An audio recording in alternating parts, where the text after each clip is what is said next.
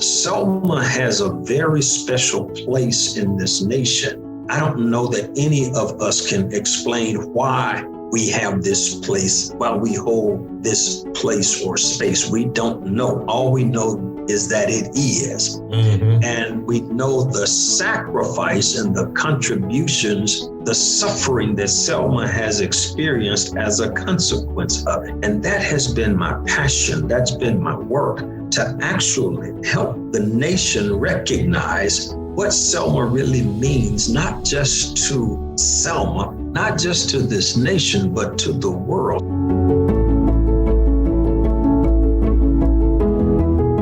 Welcome to Empowering Leadership, a podcast from Dorrier Underwood. Join us as we explore new perspectives on leadership and discover what it takes to be effective as a leader.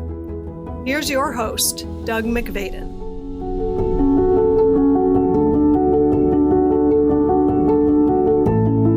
Welcome to the Empowering Leadership Podcast, and my guest today is James Perkins, the once and future mayor of Selma, Alabama. James, welcome to the podcast. Well, Doug, thank you for the invitation. It's always better to be axed up than axed down, so I'm just glad to be with you. Well, that's great. And Selma has got a name that's larger than life in some ways, but you've been a real part of the life of that city for a long time. And for our listeners who aren't familiar, you were first elected back in the year 2000, right? Why don't you take us through the history? My first encounter with electoral politics in Selma was actually back in 1984, when a gentleman by the name of Dr. F.D. Reese, Frederick Douglass Reese, ran for mayor. He was the first serious African-American candidate for mayor. I served as his campaign manager. He was elected to the Selma City Council in 1972. He and four other African-Americans, first African-Americans elected to the Selma City Council since Reconstruction. He decided after 12 years of serving on the council to run for mayor. And when he did, he asked that I would serve as his campaign manager. I did.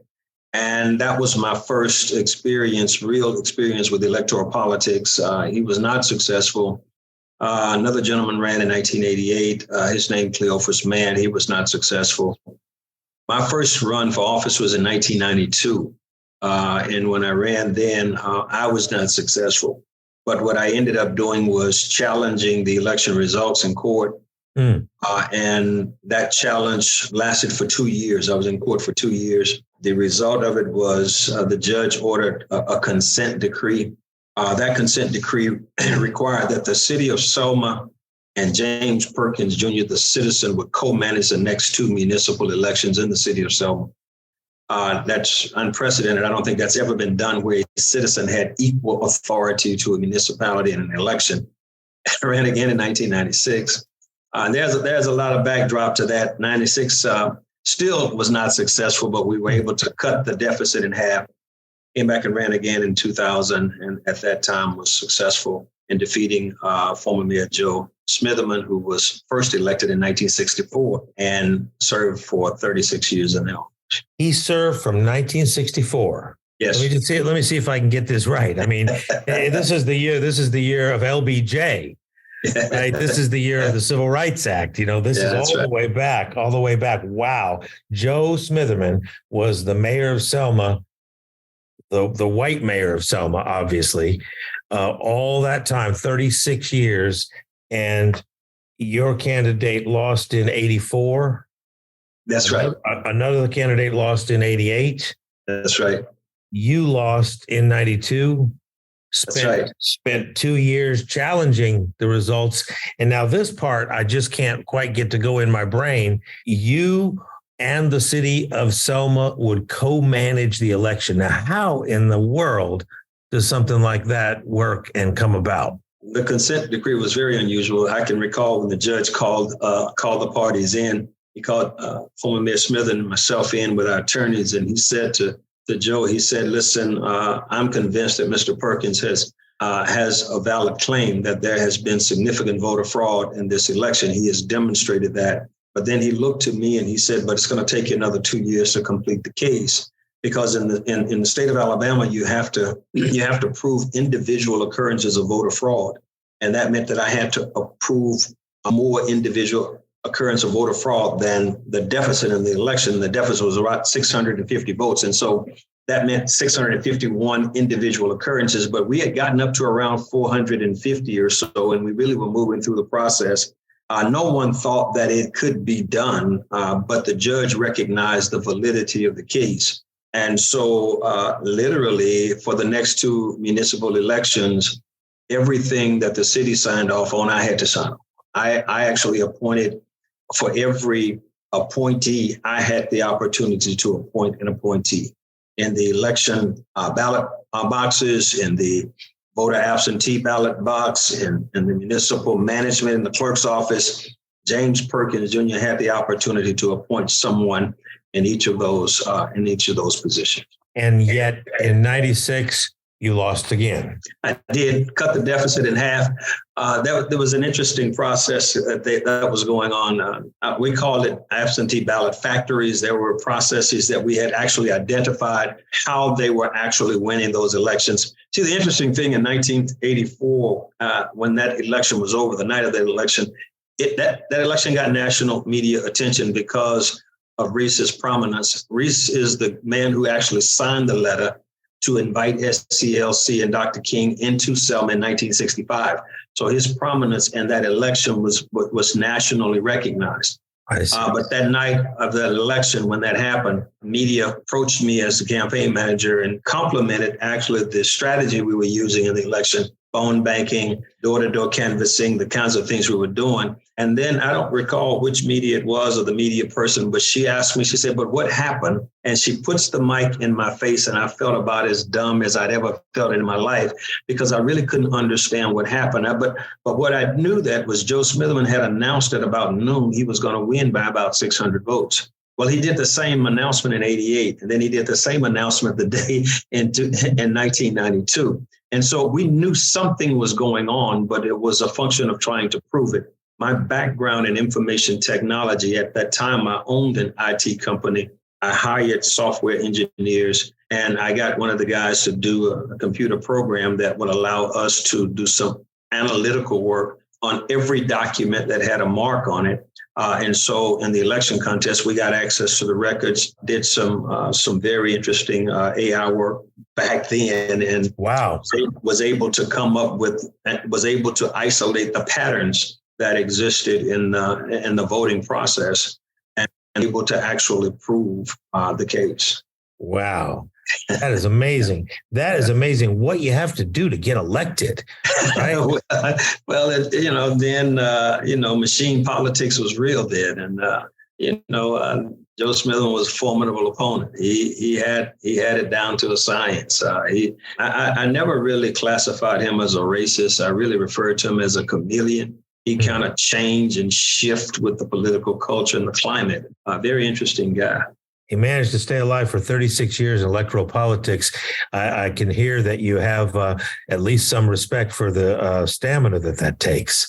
Well, Doug, I'll tell you this. After being in the office for about a year, I acknowledged publicly that I could understand some of the decisions that he had to make because what becomes clear when you're in a public servant office is the difference in what's right versus what's legal. And when you get into public office, you really, if you have a heart to want to do what's right, sometimes that's just not legal.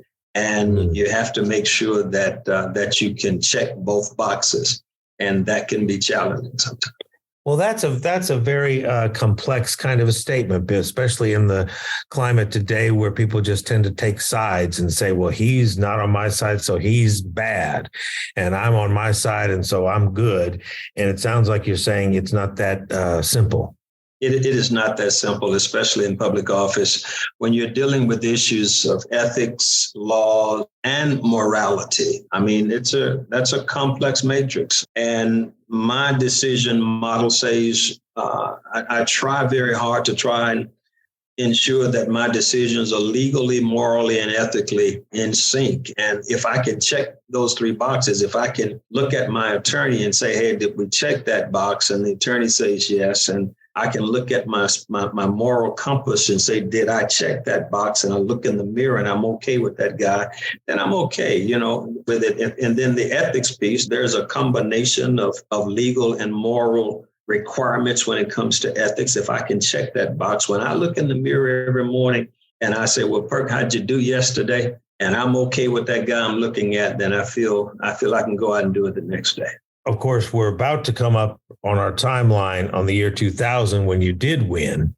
but before we get there, I actually want to go back. I want you to take me back because, unlike many people who get elected these days, you were born in the town where you ran for mayor. And so you really have lived the history, not just learned about it. So will you take us back and what can you tell someone like me? I was born in New Orleans in the late 50s. You can imagine some of what I was exposed to in the 60s and driving through Jackson, Mississippi and Hattiesburg, Mississippi, on the way to see our relatives in Mobile. So I think we're part of the same world, but it was a different world you were in. Yeah. Born in Selma, reared in Selma. I grew up under Jim Crow law. Being that little black boy walking down the street in Selma, it was a different kind of culture and climate. I do recall the colored water fountains and all of the challenges associated with Jim Crow. I do recall walking down the street and having to either drop my head or across the street if approaching a white woman for fear of not insulting or offending about looking at her or whatever. And so those were my childhood experiences. I was a protest child. I was 12 years old in 1965. I was one of the student marchers. I did participate in the movement. And I often tell people that when the lights were turned off in 1965, when the voting rights march was successful and the celebrities went home, there were a group of young teenagers left back to try to figure out how to put the pieces back together in Selma. So I was one of those kids that desegregated lunch counters, doctors' offices, and did all of that desegregation work. Was in the first fully integrated class of my high school as a consequence of mandatory desegregation in 1971. Yeah, I've gone the distance. You sure have. You sure have. That's the front lines. That's the front lines right there. Now tell me what you call it. I hear you calling it now desegregation work. And it's it reminds me of the work you had to do in the election because it's one thing at a time. Yeah, that's correct. That's correct. And that's unfortunately, there's still some challenges in this area. The human mind is really amazing, and our inability to accept the humanity of each other is a challenging thing for me. As I think about the kinds of sacrifices that were made in my childhood, because, think about it, Doug, you probably experienced some of this. Being in the first fully integrated high school class in this city in Selma, Alabama, bringing together an all black school and an all white school and two different band styles, two different cheerleading squads, two different football teams, basketball teams. Who's going to start? What's going to be the style, the marching style of the band? What's going to be the school colors? What's going to be the mascot? All of those kinds of issues had to be dealt with. And as children, we were the ones who were in the room kind of walking through what we wanted our school to be like. So we ended up getting the R.B. Hudson gold and the Parish High blue.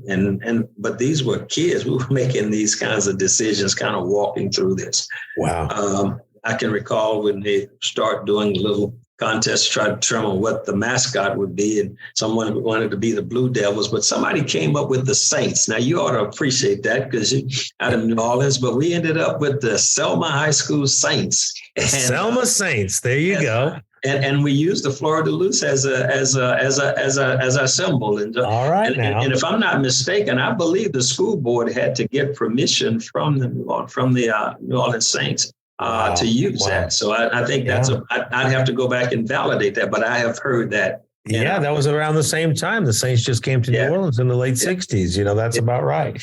Wow. What a story. And so that's what you mean by desegregation work. It's who's going to be the mascot, whose colors get to be kept and in what way. And what can we keep and what are we going to have to give up? Yeah, it's a challenge.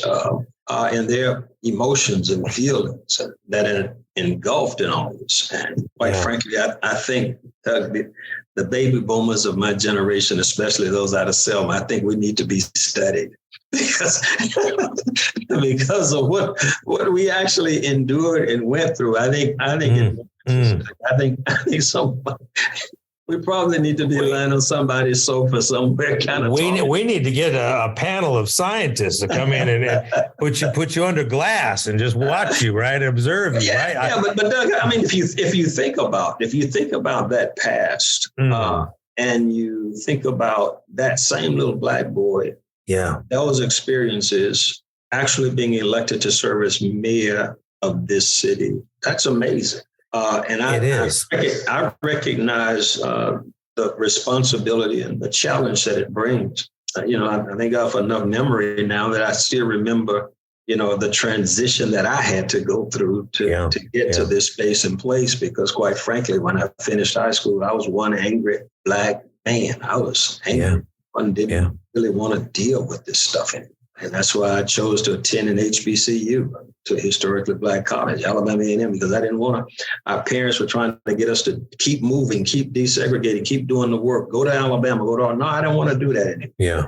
So I just wanted to go do my thing. Well, I can totally understand that. That's been a lot of what's come out in the last few years with, it's not the job of black people to educate white people or to bring white people along. And I can totally relate to that as a sentiment. I mean, that's understandable to me. When I hear that, I'm thinking, I wouldn't want it to be my responsibility, right, to explain it to someone else, something that they did and they were part of.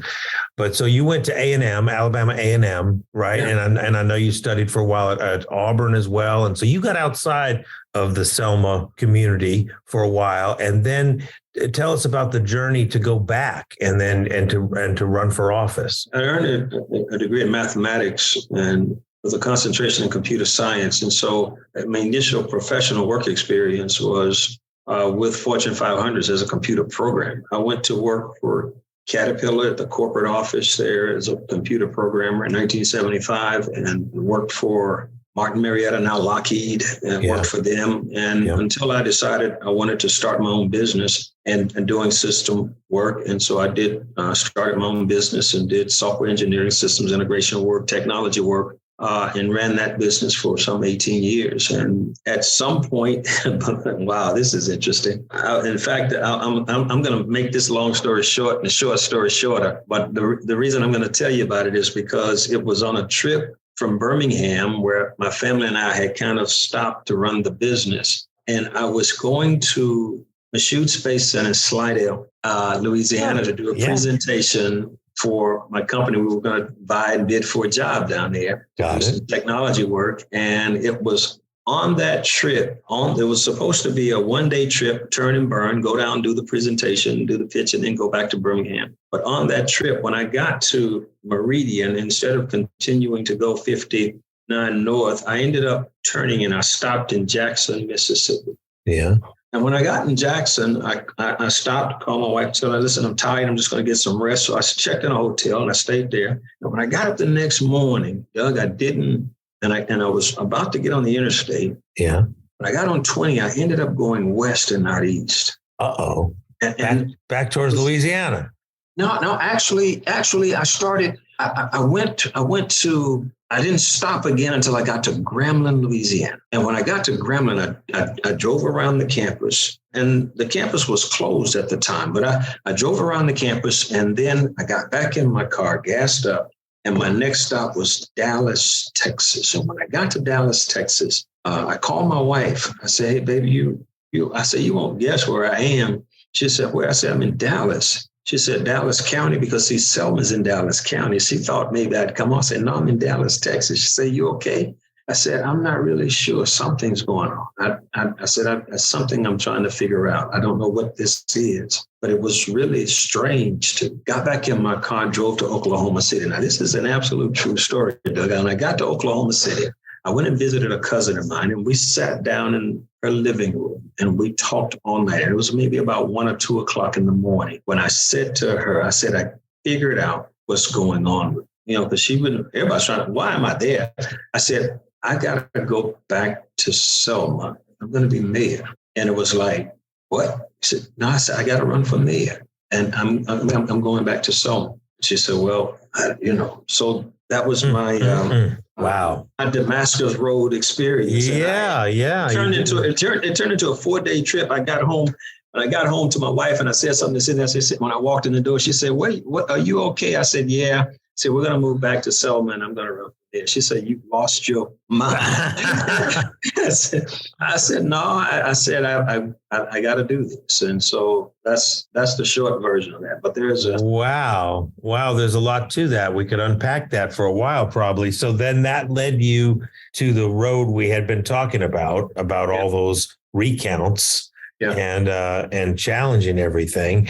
And so then tell us, when you really finally became the mayor, what was that like for you? Obviously, it must have felt like destiny. It felt like a dream. It was a very humbling experience, really. I don't know that I had really processed it until one day I was in the office and the secretary came and she said, there are a group of folks here to see you. I said, who are they? She said, I don't know. They're from Africa. I said, from Africa? I said, okay, well, just hold up. So I went out to the foyer and said, hello, how are you? And there may have been, 15, 20 folks there. I said, how are you? And they said, well, we're from different nations in Africa. I said, well, welcome to Selma. Why are you here? And their response was, we came to see you. And I'm saying, you came to see me? I said, yes, we came to see you. We read about you. We heard about you. We came to see you. And so when I went upstairs and we were talking, that's when kind of the light bulb came on. It was like, this is a big deal, not just to Perk, not just to Selma. This is a big deal to the world. This is a big deal to the nation. And that's kind of how I began to really recognize and understand the significance of Selma's brand and what Selma really means. And when you really go back, when you really go back and you look at our community, you can't really appreciate the breadth and the depth of Selma until you go back to 1865. Because see, in April of 1865, the last significant battle of the Civil War was fought here in Selma. Really? It is the only battle recorded that Nathan Bedford Forrest lost as a Confederate general. Wilson raiders came into Selma, literally destroyed the town because they needed to destroy a Confederate munitions plant that was here manufacturing Confederate weapons. That was here in Selma. Shortly after that, you begin to see the implementation of the Emancipation Proclamation. You begin to see the actual ending of the Civil War. So that last significant battle of the Civil War was fought here, ushering in the rights for people of color to vote in this nation. And from that came Benjamin Sterling Turner, who was one of the first African Americans to be elected to the United States Congress. And then you look at April of 1865, and then you fast forward 100 years to March of 1965, where in Selma, for the second time, not the first, a major ground zero experience occurs to re-usher in the rights of people to vote in this nation of color. Selma has a very special place in this nation. I don't know that any of us can explain why we have this place, why we hold this place or space. We don't know. All we know is that it is. And we know the sacrifice and the contributions, the suffering that Selma has experienced as a consequence of it. And that has been my passion. That's been my work, to actually help the nation recognize what Selma really means, not just to Selma, not just to this nation, but to the world. Selma, and I'm convinced that Selma, this little bitty community, this little island here in the state of Alabama, I'm convinced that this place is the place that has the best chance of really introducing reconciliation to the world. I think this place in space is the place that has the best chance to become the Camp David of reconciliation among races and throughout this world. And I say that without hesitation, because if when I look at Selmians, when I look at where we are right now in our mood, in our response to what's happening in the nation now, I'm convinced that Selmians, we are at least 25 or 30 years ahead of the nation in terms of where we are positioned psychologically, emotionally, and sociologically as it relates to race relations. And I think it has a lot to do with the fact that we're tired of fighting, man. We don't want to fight anymore. I'm really just trying to figure out how to solve problems and how to move the needle. That's where you get the Camp David idea, because it's about calling off the hostilities. It's about turning the heater down.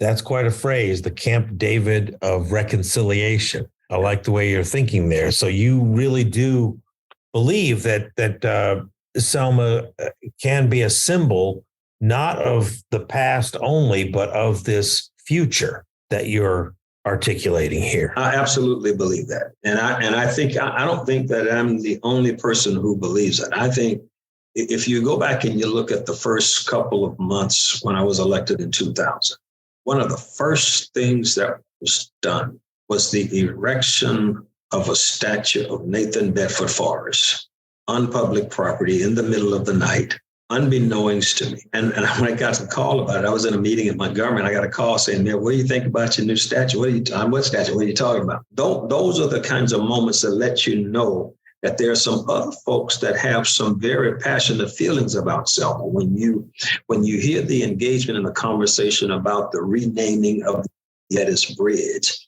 all of that, all of those sore spots where people from outside look at that, they see one thing, but for us, what we see is the contradiction that it speaks to and the need for that contradiction to be reconciled right here in this space and place. To have a Confederate General Bridge named where the Voting Rights Act of 1965 was written, that's the contradiction.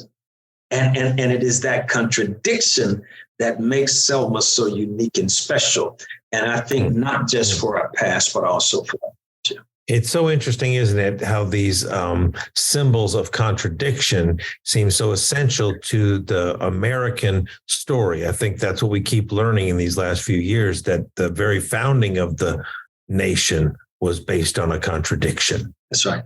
You know, have a country whose economy is based on enslavement, and it's but all the rhetoric is about liberty. Liberty. That's right, and the pursuit of happiness. That's the whole story, and then the got the story, and then you got the what's happening. It's the contradiction.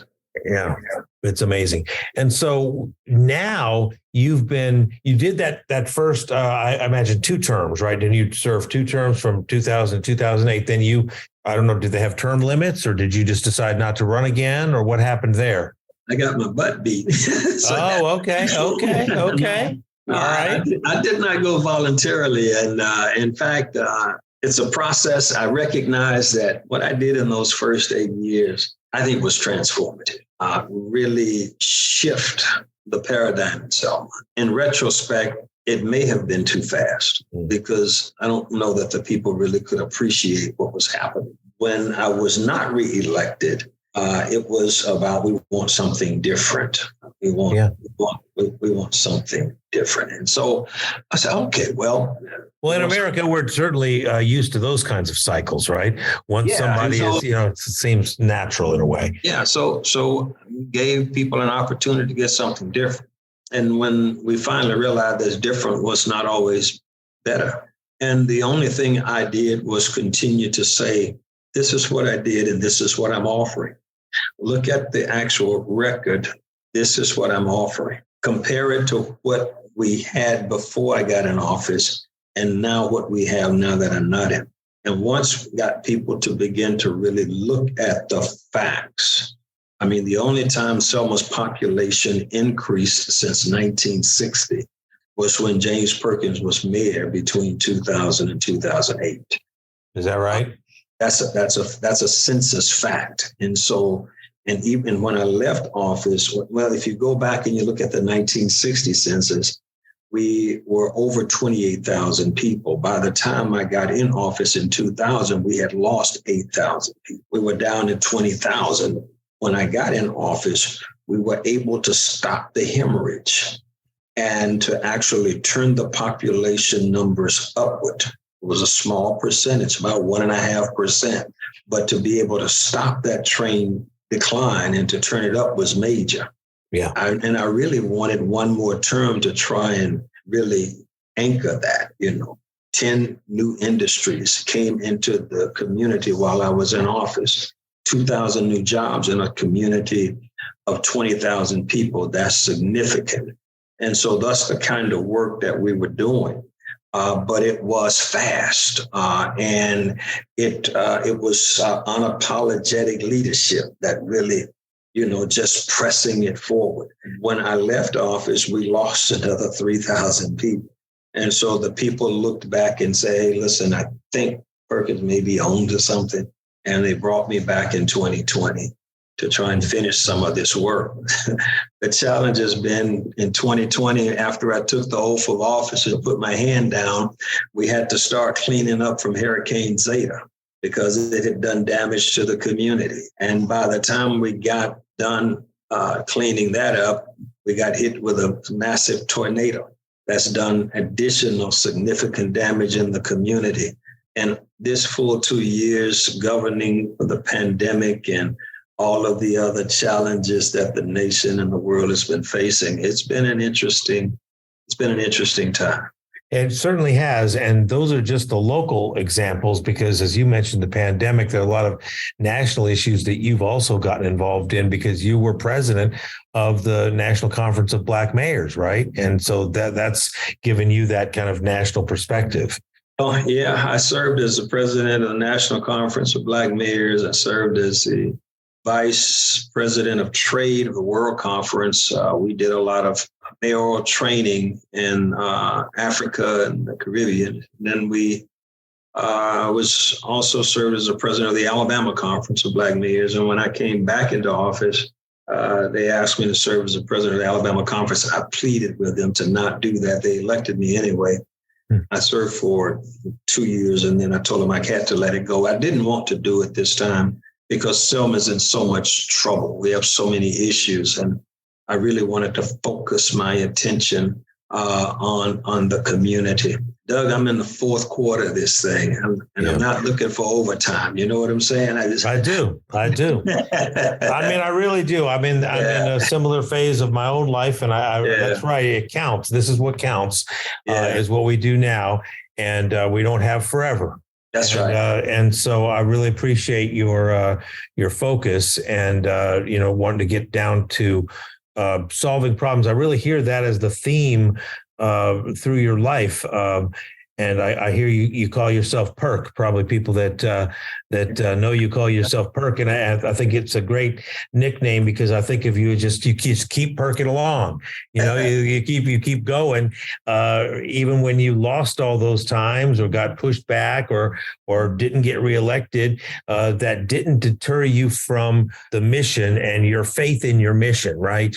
And I mean, so just before we wrap up here, just say a few words about that, because, it's not that people don't have something they believe in. It's that people don't continue to stand for what they believe in once they get opposition. No, I am a person of faith. And that's another one of those contradictions, because my profession was centered and anchored in logic. but there's nothing logical about my faith. So that in and of itself kind of speaks to who I am. But when asked to describe who I am and what I'm about, I describe myself as a professional problem solver. Because my thought process is logical algorithms. I literally do that in my mind. That's kind of that's just who I am. But my faith is key. I am a believer in God. I do believe in the Trinity. I have a strong faith in Jesus as Lord and Savior. And because of my faith walk, I contribute all of my success to that. I also acknowledge that the transformation that I needed to make in my life could not have been done without my faith. Because as I mentioned to you earlier, when I left Selma as a teenager, I was an angry Black boy. I was angry. Mm-hmm. And the bitterness of all the hatred and all the fighting was a part of my DNA. And I needed to figure out how to clean that out, how to flush that out. And the only way I could figure out how to get rid of that anger and that hatred was by faith. And that's the transformation that made the difference in my life. And I think that's the one thing that put me in a place and space where I could actually become a servant leader, to be able to serve people.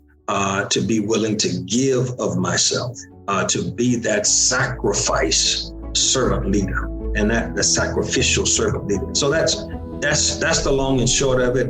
I'm getting too preachy, but that's who I am, and that's what I'm all about, man. And I always give God praise and glory.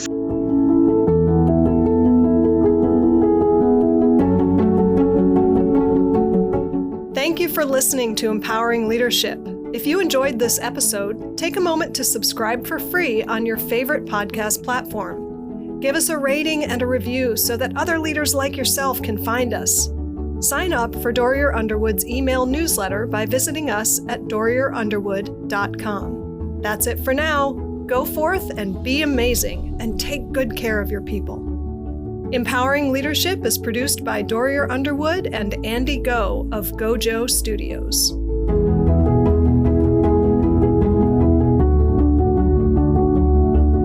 Dorrier Underwood serves visionary companies who are serious about realizing their dreams and who are unwilling to settle for incremental results. Our clients are looking for breakthrough results and a deeper sense of satisfaction and fulfillment. To learn more, visit us at dorrierunderwood.com.